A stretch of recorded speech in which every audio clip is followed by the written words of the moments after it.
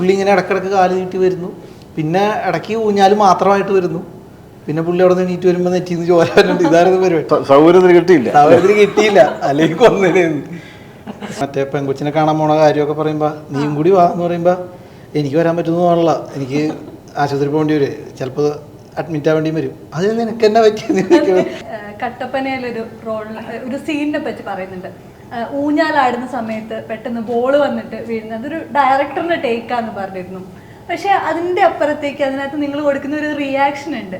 ഋഷി ചേട്ടൻ്റെ കൂടെ ആ ഒരു കോമ്പിനേഷനിൽ വരുമ്പോഴും അവിടെ റിയാക്ഷൻ വർക്കാവുന്ന ഒരു സാഹചര്യം ഉണ്ടാവാറുണ്ട്. എല്ലാ സിനിമകളിലും നോട്ടീസ് ചെയ്തിട്ടുള്ളൊരു കാര്യമാണ്. ഈ റിയാക്ഷനിൽ കോമഡി പിടിച്ചിരുത്തുക എന്ന് പറയുന്നത് ഭയങ്കര പ്രയാസമുള്ളൊരു പരിപാടിയല്ലേ? അതെങ്ങനെ ഇത്ര നാച്ചുറലായിട്ട് വരുന്നേ?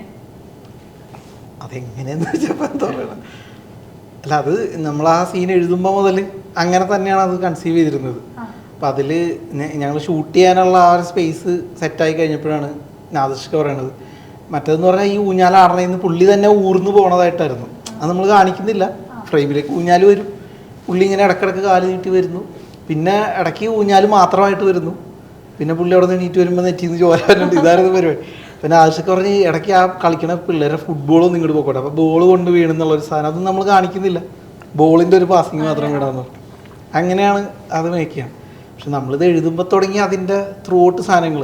ഇപ്പോൾ ഈ അത് കഴിഞ്ഞിട്ട് ഇവർ രണ്ടുപേരും മറ്റേ പെങ്കൊച്ചിനെ കാണാൻ പോണ കാര്യമൊക്കെ പറയുമ്പോൾ നീയും കൂടി വാ എന്ന് പറയുമ്പോൾ എനിക്ക് വരാൻ പറ്റുമെന്ന് തോന്നല്ല, എനിക്ക് ആശുപത്രി പോകേണ്ടി വരും, ചിലപ്പോൾ അഡ്മിറ്റ് ആവേണ്ടിയും വരും. അത് നിനക്ക് എന്നാ പറ്റിയത്?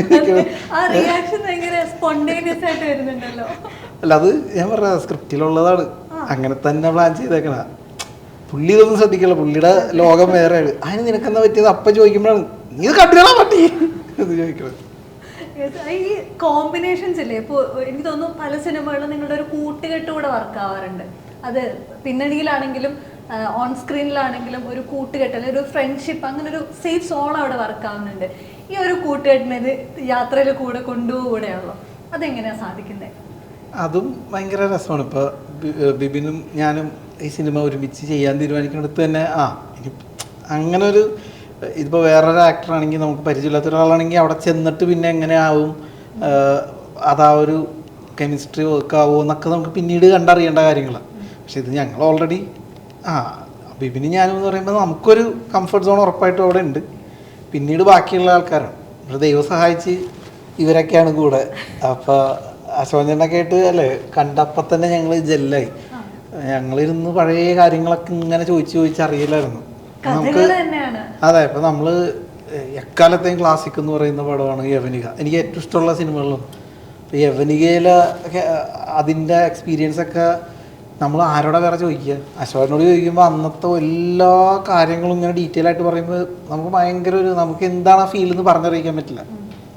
അപ്പം അശോകൻ ചേട്ടനെന്ന് പടം കാണുമ്പോൾ നമുക്ക് അത്രയും ടെറർ, അതിലേറ്റവും എന്താ പറയുക, മറ്റേ ഇയാളെക്കാളും വലിയ വില്ലനാണ് ശരിക്കും പറഞ്ഞ ചേട്ടൻ്റെ ക്യാരക്ടർ അല്ലേ?